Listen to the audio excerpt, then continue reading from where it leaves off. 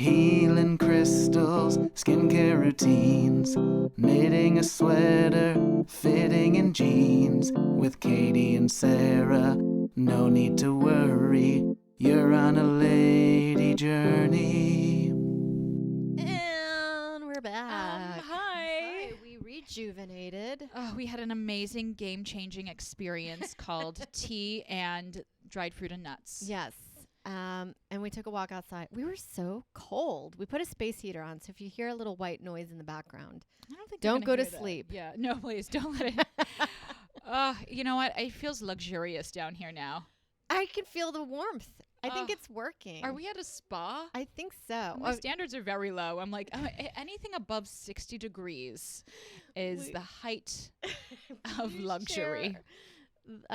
Mike creating his own hot yoga. We were talking about space heaters. Well, as everyone knows, I make fun of my boyfriend for being from art. Florida. It's art. Yeah, and art and a lot of things. But he's a wonderful, sweet man. But I was saying to Sarah, because she has a little baby space heater, and I said, well, I should have brought my space heater over because we have a bunch, because my boyfriend was doing his own DIY hot yoga in the closet. And unfortunately we moved, but we still have the space heaters. Yeah. I just DIY hot yoga is prime time. That is like, why did that building catch on fire? Just a little DIY hot yoga, nothing crazy. And I feel like most New Yorkers would be like, yes. Yeah, we've all done that. New Yorkers are like, of course. Yes. We all have a sauna in our bathroom. It's called fire. It's called an open flame. And yeah, I know. Well, Mike goes to Equinox now, so they do hot yoga there, which she said is really great. But oh my God, it's nothing like being able to heat up your home in the closet. In the closet and doing where I just picture him not fully getting to extend his leg to the wall because he's in a closet. Yeah. No, I saw a real estate agent on TikTok or somebody being like, this is how I knew that New York is trash. She's like, I went to one of the most expensive real estate in New York, like an apartment townhome situation. And she was like, and they still had a Peloton in their bedroom. Yeah. But that, like in Sex and the City, just like that, Big's Peloton is in their closet. Yeah. I know it's a big closet, but you're like, for the amount of money that they had or projected in that series, or you're like, they couldn't afford their own little nook that was You couldn't get a second bedroom? You couldn't get a second bedroom. Yeah. Yeah, the Peloton is an eyesore. It's an eyesore. I don't like it. Yeah, I don't want it. Well, I work out at home, but I pack everything up and I put it back. I just do my mat and have my little weights, my little 5-pounders. Same, or running. Yeah. You can just do that outside. But yeah, for DIY workouts. But yeah, a treadmill and it just ends up becoming like a sore reminder of that you're not doing it enough. I know. Then you like never use it. You're like putting your clothes on it. You're like, this is my wardrobe now. Welcome to Lady Journey, everybody. Welcome. Thank you so much for joining us, to our wonderful journeyers out there, and blessings. And please give us a 5-star review. We're up to 60 reviews on iTunes. That's amazing. It's so great. I appreciate it. I look every day because I need it. Yes. For my emotional well-being. And how about this? I will say this. How about this? If you give us a review, unfortunately, this is only going to apply to new reviews because I'm just making this up in my mind. If you give us a review starting by today, which is someday in February, I guess you'd have to email us the screenshot of the review at ladyjourneypodcast@gmail.com. I will send you 2 of my beer koozies, which are my merch. Yeah. I'll send it to you, and you're going to have to send me your address, and I will mail it to you. And but all you need to email us and say, like, here's my review. Love the show. Love you gals. Thank you. Yeah. And send me your address, and I'll get it out to you. Easy. That's exciting. Easy. I sent it to one lovely journeyer that we had who came to our live stream, and he loved it. Yeah, it keeps your hands warm. Well, it's for your beer. Yes. Oh, yeah, right. Yeah, so you don't get cold. I thought, I'm a little tired right now, and I thought that you thought that they were mittens. It's so funny. That's like, I'm like, does Katie think I'm happened to me, and it's embarrassing for me. This happened. I was at breakfast with my parents and Mike, and my mom said that she and her best friend had gone to visit the house of Ernest Hemingway. And Mike said, who? And I thought he said, who is Ernest Hemingway? But like, I just thought you know how sometimes people have a weird gap in their knowledge? Like you meet someone and they're like, I just never saw Star Wars. And you're like, it just never came up in conversation ever in the educational system, nor in and Frank, who? So I said, Mike, Ernest Hemingway is a famous author. And it was the joke of the table. I mean, everybody was just cracking up.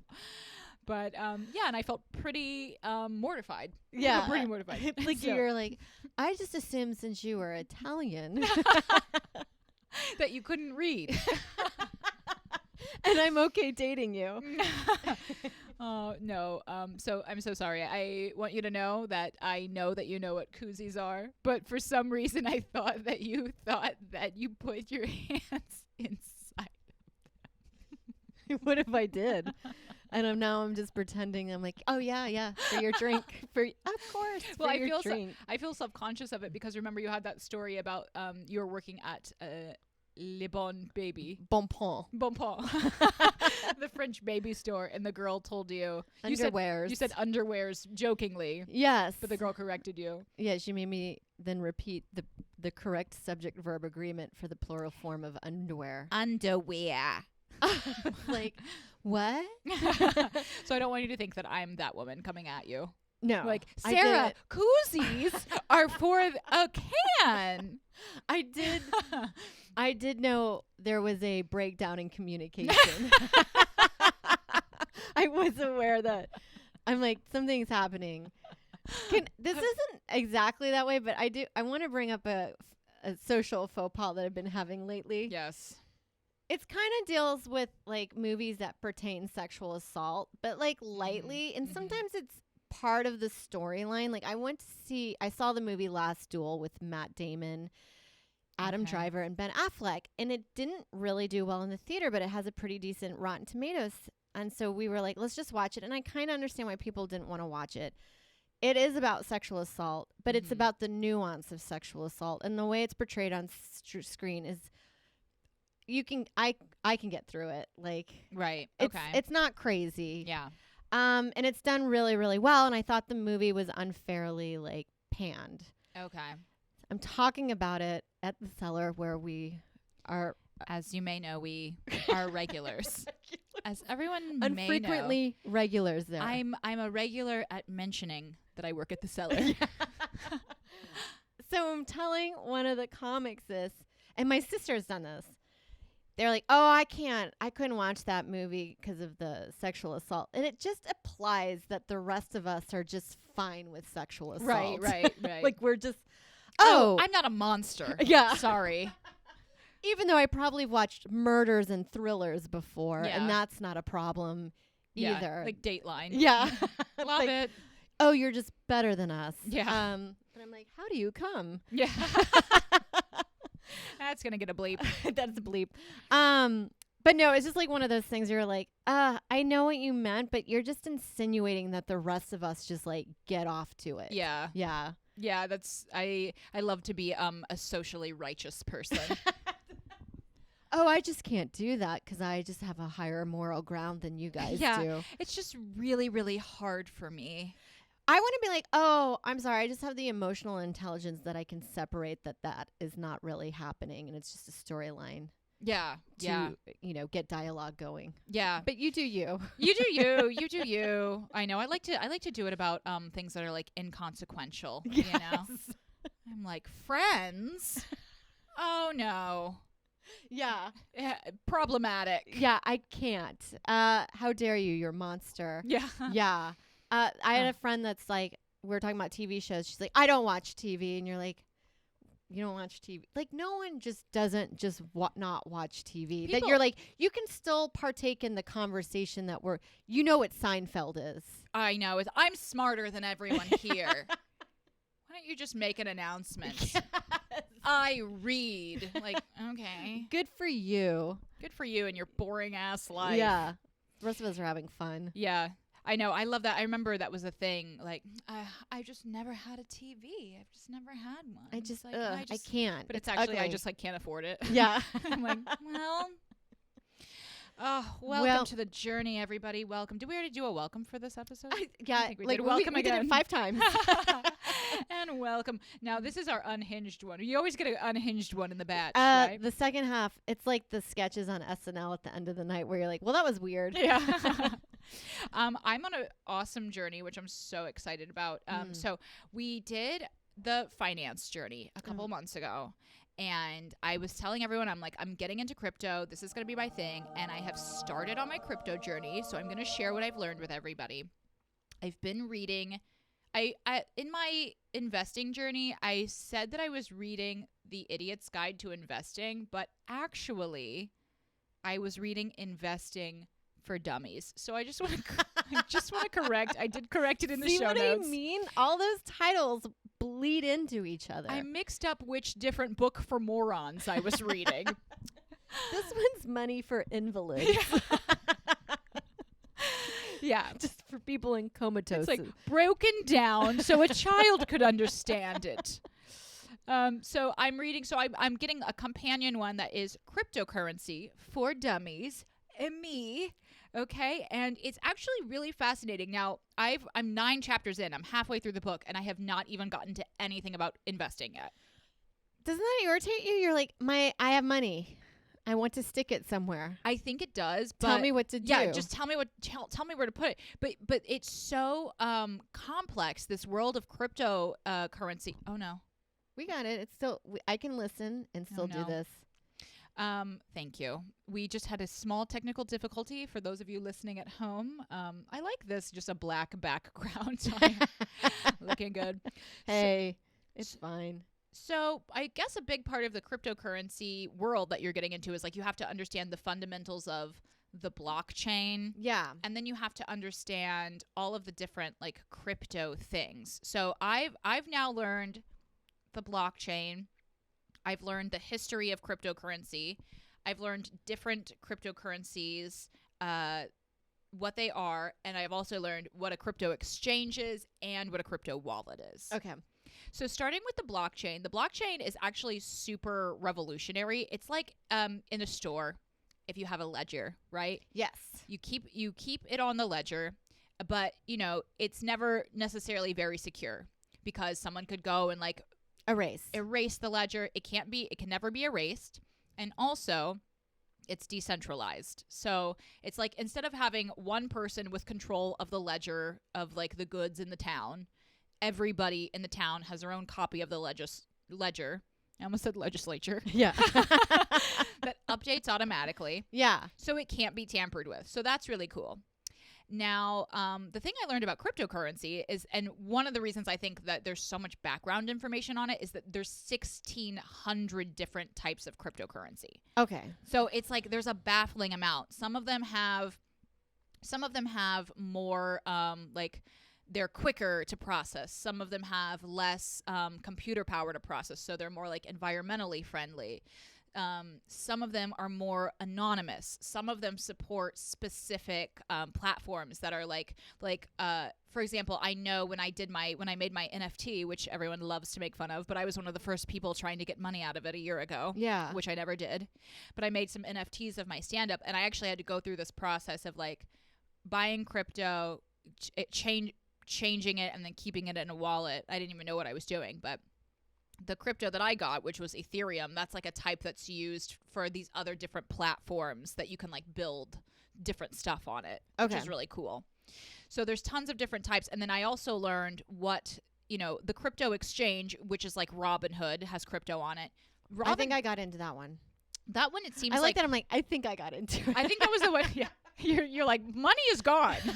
Some of my money is gone. And I just hope it shows up one day out of nowhere. Who knows? Like magic beans. Magic beans. Yeah. That's what it feels like you're doing. Yeah.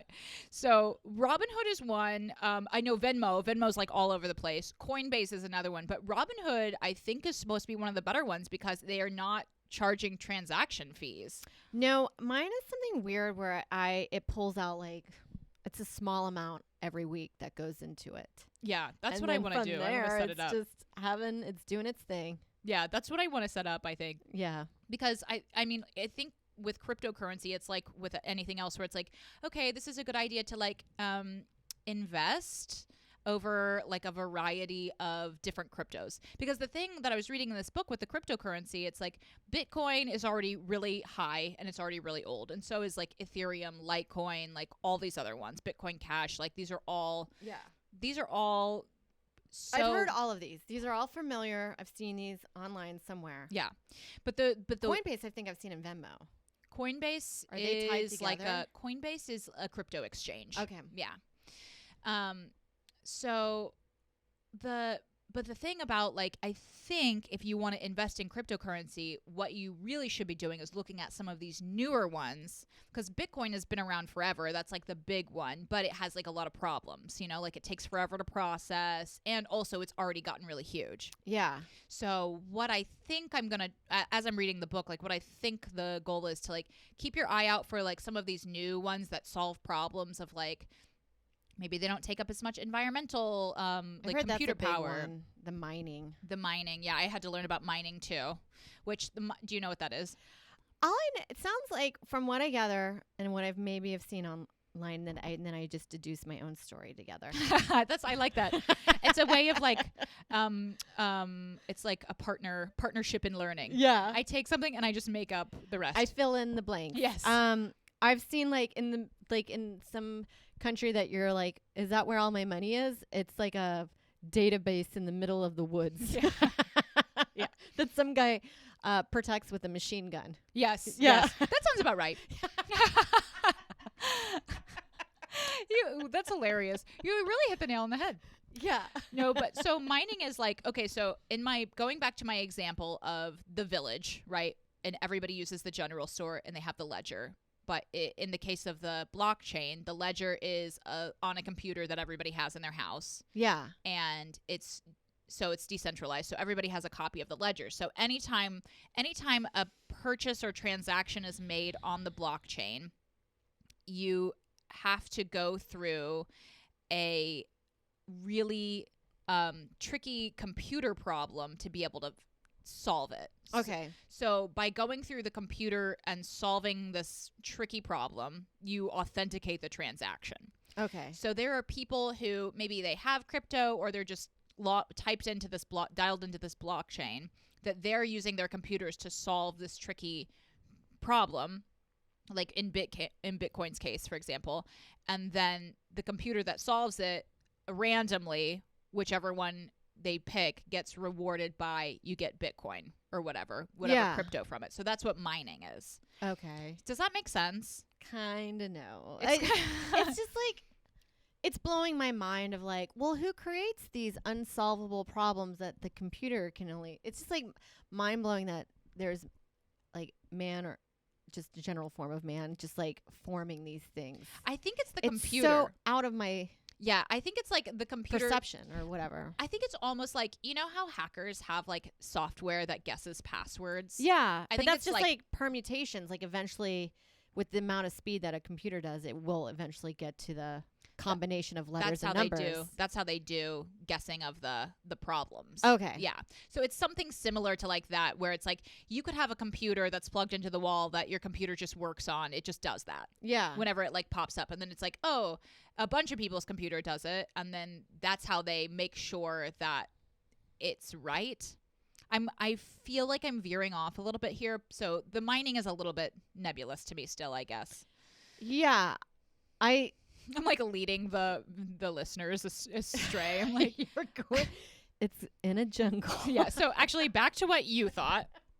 So mining is still a little bit tricky, but as I'm going, I'm gonna do another like part 2 of the journey where I talk about when I actually learn the crypto investing. Okay. So now I have the fundamentals down, except mining, obviously, which I'm like kind of explaining in an incoherent way. My apologies. Well, I think it's just a lot of new information coming at us that most people haven't visually seen. Yeah. Or it's like anything in life. Like I only learn as soon as I get to apply it to my life. Yeah. Well, it's like 17 new different concepts. And I have heard people explain the blockchain before, and I was like, what? Yeah. But reading it in this book, I was like, oh, this makes sense. And it's actually pretty simple. You just need to simplify it, where it's like, it's just like a ledger that never changes. It can't change, that everyone has access to. Yeah. You know, so it's like, oh, that makes sense. That makes so much more sense than people being like, in a far off land. Yeah. It just reminds me, when I hear about this, it reminds me when I was in, I think my freshman or sophomore year, I went to a house to do a school project, and two of this really, really smart kids that like and they had an actual computer, and it was Windows was starting to happen, or more people were using it, and it hadn't come into our house yet. And hearing two people talk about the internet, I had never ever heard of the internet until these two people in my project group or whatever started talking about it, and they were like, it's going to be the wave of the future. And I'm like, whatever. Like, you know, my brain was like, whatever. Like, I'm playing soccer and I'm like into boys right now or whatever. Yeah.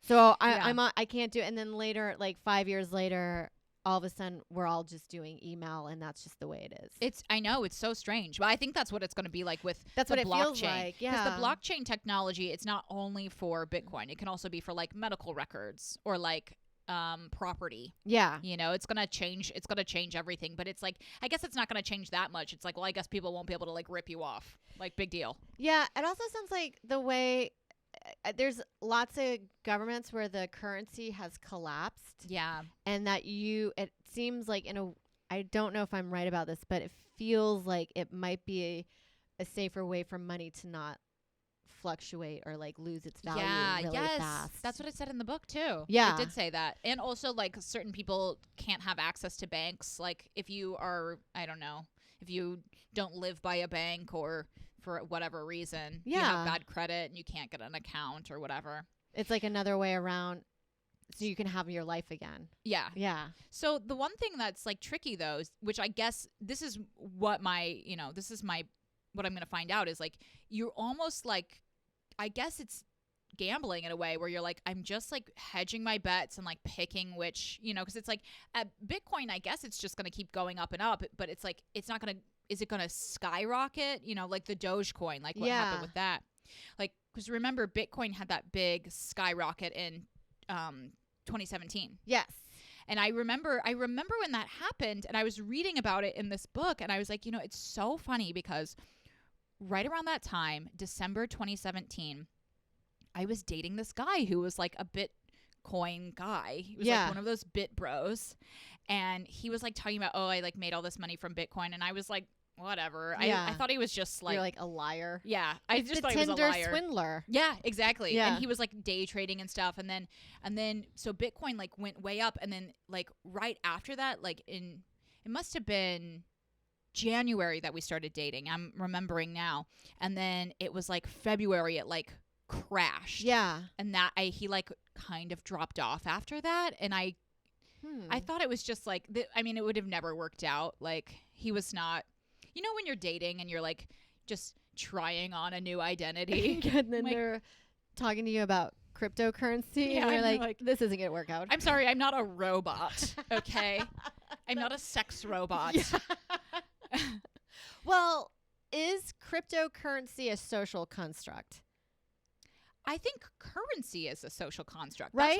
That's what I was reading in this book, because so it's hard for me to put value in something that we're all just kind of making it believe that it is something. Yeah, I guess the thing that provides the value is the blockchain. Yeah. That's the thing that's so indispensable about it. But I guess the United States currency is backed by the government. Yeah. You know? And then all the other different international currencies are backed by their governments. But I am really interested to learn more. The woman who wrote this book, I forget her name, but she had made a lot of money in the Forex market, the foreign exchange. So it's kind of like day trading in a way where you buy a currency when it's down and you hope it goes up and then you sell it, from what I understand. Yeah, I've heard about that. Makes sense. She has like a website called Invest Diva, which I was like, sounds fun. That's me. Yeah, I'm a diva and I want money. Is there investing for betas? Yeah. I know. How about like Invest Homebody? But I went on and I subscribed to the email, and I immediately got like 5 emails, and I was like, I cannot do this. No, that's like, who are you, Joe Biden? Get out of here. It was so, and each email was so long. I was like, this feels like a pyramid scheme. Yeah. This feels like scamming me. Yeah, anytime. I have a hard time believing anybody as soon as you start inundating me with like tons of emails. 5 emails? It's like, I know it's set up on a system, but it's like, give me one day to read the email. Just do one a month. That seems like so logical to me. Yeah. But yeah, exactly. Like, it's so annoying. You donate money and then they're like, hey, do you have any more money? Yeah. I'm like, it's charity. You're not my kid. Like, I can't just give you money the whole time, you maniacs. Like, go diversify your charity. I need money. Yeah, I need my money back. Yeah, so I'm gonna keep everybody posted. If you're following the crypto journey, your homework is to teach yourself what mining is, since I did a bad job explaining it. I will look into my Robinhood cryptocurrency. I haven't looked at it in ages. That's what I think I'm gonna. I set up Robinhood and from our last chat, and I also set up Acorns, but I haven't done anything with them yet. So I have too, and I did this a few years ago with unemployment because I was like, I came into all this inheritance. I must be doing something Uncle with it. Sam's dirty money. So I was like, I should invest or like use some of this money. Yeah. But then I just put it away and I'm like, I don't know what's going on. Am I going to just get like a big check when I'm 70? Yeah, I think that's the way to do it. But then you're like, how do I know these companies are still going to exist? Yeah. Yeah. I have a savings account that I did with Washington Mutual, and now I think it's changed over so many times that they're like, sometimes they'll be like, here's your account. I'm like, who are you? Yeah. Well, that's one of the big risks with crypto, where it's like there's 1,600 new cryptocurrencies. Yeah, and who do you trust? Like they could just totally collapse. Yeah, doesn't it feel like something like a computer hacker just could do, and you just give them your transactional information, and then next thing you know, you're like, I put $1,000 on it. Yeah. I don't know where that account is. Well, I listened to a great podcast called The Missing Crypto Queen, and this is where this gives a good kind of cursory explanation of blockchain, and it's about these people who invested in this woman's cryptocurrency. It was called OneCoin, and it wasn't backed by blockchain technology, and it was very like cult like. It was very like pyramid schemey. It was like, get your friends and family. Like, some people put all this money in, and then there were people that were like, hey, just so you know, like, I'm a computer person. I know about this. I've seen this all around Europe. Like, this is not backed by the blockchain. That means there's no record of you having, if they don't have a blockchain, like, they just have your money. You don't even have a record of giving it to them. Yeah, I wouldn't even know what a blockchain is, nor if you showed me a blockchain, I would be like, yep, that's it. Yeah. I guess that's why you have to really like take the time to read this book for dumbasses as what I'm doing. But it's like, isn't that why there's like an FDIC, like an agency that is like, oh yeah, that's a reliable source. Yeah, I guess so. But I think a lot of cryptocurrencies, especially these new ones. Well, and also the thing about OneCoin was it was supposed to be like, this is the coin that is for you if you can't get a bank account because you have credit or like whatever. So like it was the like Wells Fargo of crypto. Yeah. It was Banco Popular. Yeah. They were like branding it as that, and then as this also. There was also like another culty element to it. It was like this social movement of like providing financial stability. But anyway, long story short, and this is where the podcast begins. Mm-hmm. People lost hundreds of thousands of dollars. People lost their life savings. That's awful. Yeah. And then they go on, these two investigative journalists go on like kind of like a little bit of undercover sleuthing to like find what happened. This woman took the money and disappeared. DivaCoin. I forget what her name was. That's a great. It's like Diva Cup. Yeah.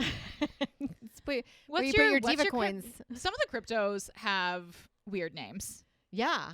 It sounds cool. It almost sounds like we're just collecting Pokemon. Yeah. I got Monero. So what's your journey that you're on? Let me see. Oh, I know. We're like, here we go.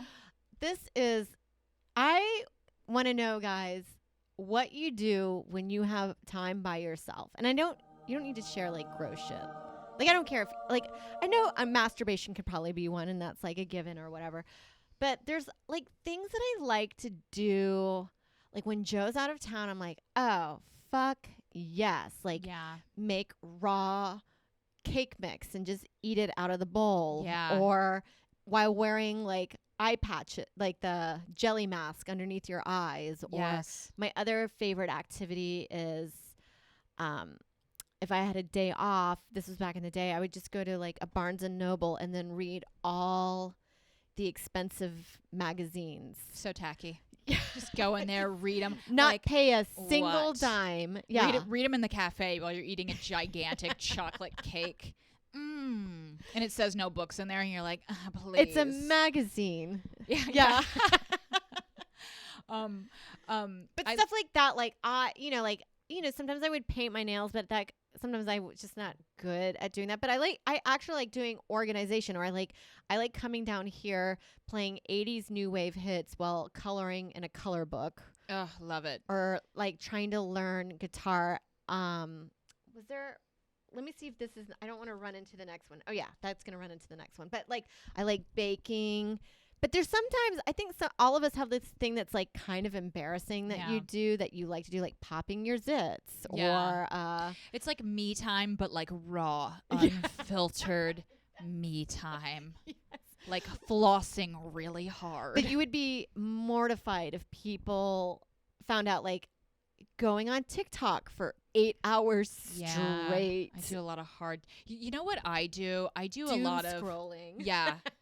I do a lot of, and I'm actually at the point where, like, I used to Google stuff and I'd be like, oh, I need to switch to a secure browser so Google doesn't know my inner thoughts. Yeah. But now I just have no shame and I just Google, like, does alcohol make your pussy weird? You know, is too much alcohol bad for your vagina? You know, like, I just Google that, but that's one of my little secret alone time pleasures. It's just like, Googling any thought that pops into my mind to seeing if other people have ever had that thought. Yes. And is there blog articles about it? Is there a blog? Is it a medical condition? Yes. Oh, there's one recently that I was blown away. So like, I'll take prenatals. Yeah. I didn't know this, but I was like, why does my pee smell so bad? The vitamins. It's the vitamins. Yes. I was like blown away by that. Yeah, there's so much. Nobody tells you that. There's so much pee stuff that you really have to Google. Yeah. Because no one tells you. Nobody. Yeah, they're like, oh, your pee's going to smell like shit. Yeah, by the way, this is a side effect. Well, how about I like solved a really hugely important chronic problem in my life of pee by Googling, because I used to have this thing where I love this. We have gone into pee journey. Pee journey. So this always happened to me, but when I was taking birth control, it got a lot worse, where I would just get really, really dehydrated, and I would be drinking like double what you're supposed to drink. Like 16 glasses of water a day, but I'd still be peeing a ton and I'd still be so thirsty. Yeah. And I was like Googling it, and I read online, like, if your pee is clear, that's actually really bad. Oh, really? I thought a light yellow is a good light pee. Yellow. That's the perfect pee. Yeah. But clear is bad. And it said, if that's happening, that means you don't have electrolytes and your body isn't absorbing the water. So you need some salt. Yeah. So I just add like a little coconut water to my water, or I'll do like a little lemon or like a little apple cider vinegar, and it has changed my life. Did you think you had diabetes? No, I never thought I had diabetes because I just didn't have any of the other symptoms. Okay. Yeah. But I know that was one of the symptoms that kept coming up, but I was just like, I don't think I have that. I feel like I would know. I feel like I would know if it was something wrong, but then also that's a big me thing, is like trying to find out if I have an illness. Yes. Like one thing I noticed I was reading, and like sometimes when I write, I'll like leave out letters or something. Oh, I do it all the time. And I was like, do I have a brain tumor? But because I Googled it, I know that means nothing. Yes. Well, Joe does the same thing. And I'm always like, yeah, it's always going to be cancer or AIDS. Like, I know. It's like, God forbid you go on Reddit for something like that. It's like, I was feeling great. And then I got the diagnosis. Yeah, It's like, yeah. nope. And it's always like the worst case scenario. Like anytime like you check on Google like STDs, you're like, oh my God, it's not that. But like, oh my God. It's like a syphilitic person from like the 1900s before penicillin. In a You're third like, world no. country that doesn't have like any nutrients that you're like, of Ugh. course that would be like the Yeah. worst thing that I'm looking. Yeah. But yeah, I guess Googling your pee symptoms. Googling pee symptoms. I mean, I love to do like eating is a big one for me where it's like you can't really eat the way you want to unless you're fully alone. Absolutely. Like in public, it's 2 pizza slices, but in home, it's 4. And I'm not even like a pizza eater. Like I'll have like a little pizza every now and then, but I will eat like a full box. I will eat a full tub of raisins alone. And that's not even good for you. That's like as much raisins that it's going to be a problem later and I won't stop. It'll be like, I've always said I eat to my container. Yeah. So I always have to buy things in small containers because Smart. I've finished a gallon of ice cream by myself. Oh, so decadent. Because you're like, oh, it's uneven. And then it's like the Gary Goldman bit. Yeah. The other thing that I used to like back in the day, I used to love getting off my bartending shift at night. And I'd get home and I'd buy like a sleeve of Oreos. Yes. And then I was so into fashion blogs and I would just like, my mouth would be like crusty with Doritos. And I'm working. I'm solving a case right now. You're a grizzled detective. Yes. But the other thing I like doing is sometimes like a good old Facebook stalk. Oh gosh, that's a Yes. good one. Or thinking of people from your past and seeing what they're up. A And little like checkup. where you're like, what happened to that foreign exchange student that I remembered in 3rd grade? Yeah, that's so funny. That's not even a stalk. That's just a light checkup. Yeah, like what happened to Yasko? I know. Bless his heart. Well, I know that's always one that you're like, then you feel shame because you go to someone's page and you're like, wow, they're really living their best life. And they post like once a month. Oh my God, I found out my prom date transitioned. Oh, Yes. Wow. I feel like they should let you know in person. It's like, hey, just so you know. If I like, Because you're like, who is this? Did they get is this their wife? Did they get married? You don't know. no, it was weird. I saw she was tagged in a photo and I was like, who is, and then I saw it was their original name when it was a he, she was a he. And then I did too. So I was like, and then I confirmed with my high school friends. So I was like, is this? And then it blew my mind. Yeah, I like it. I like somebody doing that without any type of announcement. Like you figure it out. You know, you put it together, and I'm like, thank you. Yeah, that was exciting. Yes. Yes. I feel like most of my friends that have gone through that process, they usually kind of do like either a new Facebook page and like refriend everyone of like, this is my new identity. You know. Yes. But I like that too. I like the old switcheroo. The switcher. Somebody had that of like the called a launch. I forgot the term that they had, but I really loved it. They're like, I don't tell you that I ever have a boyfriend, and then the next post you see is I am excited about my 10-year anniversary with my husband. Yes. Or I like that one for babies too. Yeah. It's like, you never see me, and then I'm a mom of 4. Where you're like, what happened? We had a friend that was at Kara Clank. I have to admit, I was like this. When were you pregnant? Did she have another baby? She has 2 now. Oh my gosh. But Yeah. when she had the first one, I remember being like, dude, I'm on Instagram all the time. You pulled some 90210 shit where you must have had a grocery bag in front of your big belly. Yeah. Like, Yeah. how the fuck did I not know that you were pregnant? I love it. I know that's the great thing about controlling the image, controlling the brand. It's really I feel like exciting. I would do that if I got pregnant because it's like so many people like expect you to, you know, if you're canceling for your baby or something as like a woman, you're like, oh, well, you know, I feel like I just wouldn't tell anybody. Yes. And I have a secret baby. I would love a secret baby. So fun. I wouldn't even let the public know my baby's name. No. I think it's actually bonkers. They're like people I went to high school with, they post everything about their kid online. And there was one time I went back home. I'm riding my bike around my parents' neighborhood. And then I see my friend or this girl I went to high school, her boys. And I was like, how fucking weird is it that I know their names and they don't know who I am? That I could just be like, hey, your mom, blah, blah, blah, said that she was in a wreck and you need to get in my car. Like, that's kind of like not safe. Yeah. It's insanity to me. And after like seeing when I saw her kids out and I was knowing that I know more information about them than they do of me. Yeah. I was like, I will never put my kids' information. Yeah. I'll do the full opposite and do like their own and then they're famous. Yeah. And then I'm monetizing. Okay. Sing for your supper, little babies. Mommy needs some food. We need some money. Mommy needs some college for me. I know. I have to go back to school. No, I love the idea of you put it out way later. Yes. Yeah. But I love I'm getting a divorce. They're like, when were you married? Yeah. I love a good Facebook stalk though. Yes. But it's like being at home alone with your computer. It's like the world is your oyster. You are got traveling. Your snacks there. But then got a little buffet and a little buffet of people. I know, it's almost like you got like Amelia Earhart goggles on and you're like, where are we going now? Where are we going? Yeah. But then, one thing I kind of got into because I was doing a piece. I was writing my pilot about virtual reality. Yeah. And it's registered with the WGA. So don't try to steal it because no one wants to buy it. Yeah. And no one wants to steal it or really even read it. But so I got into this site and I found this site from a documentary on Netflix and it was called Half-Life.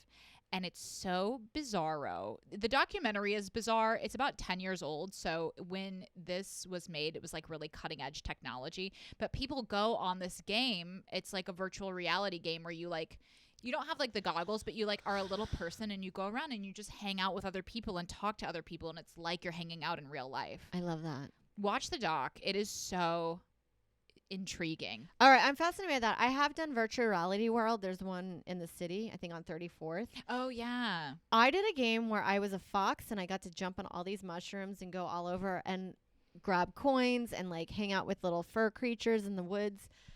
I was like, I cannot go back to my job after this. I know. I did it one time too and I was like, that was the coolest thing I've ever done.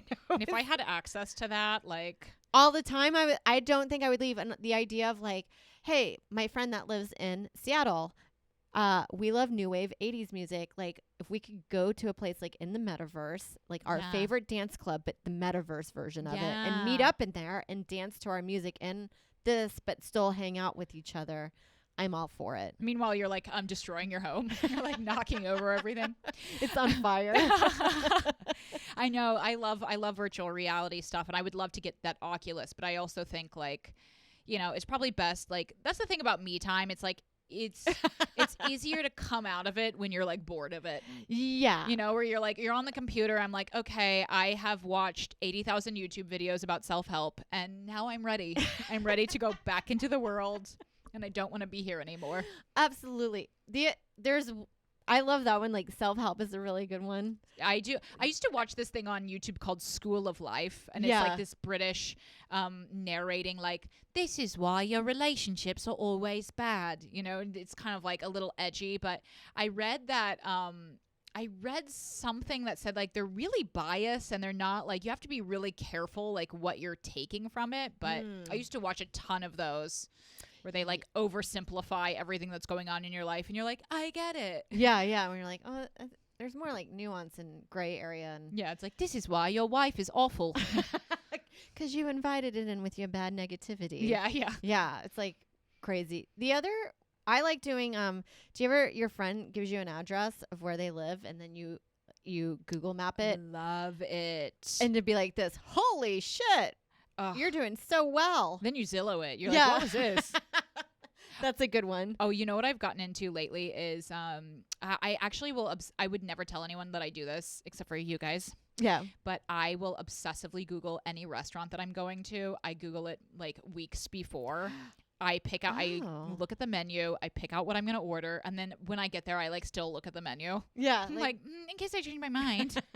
But I like look at everything about it. Like, what's this? Yeah, it's like I don't know why I do it, but there's something like that de-stresses me about it, where it's like a little nighttime ritual.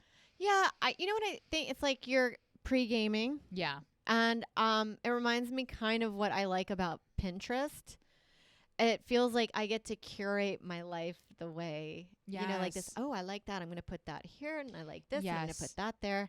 Pinterest is one of my other, my little me activities that I love. Oh, you're a pinhead. I'm a pinhead. I feel like I want to get more into Pinterest, but it's confusing to me.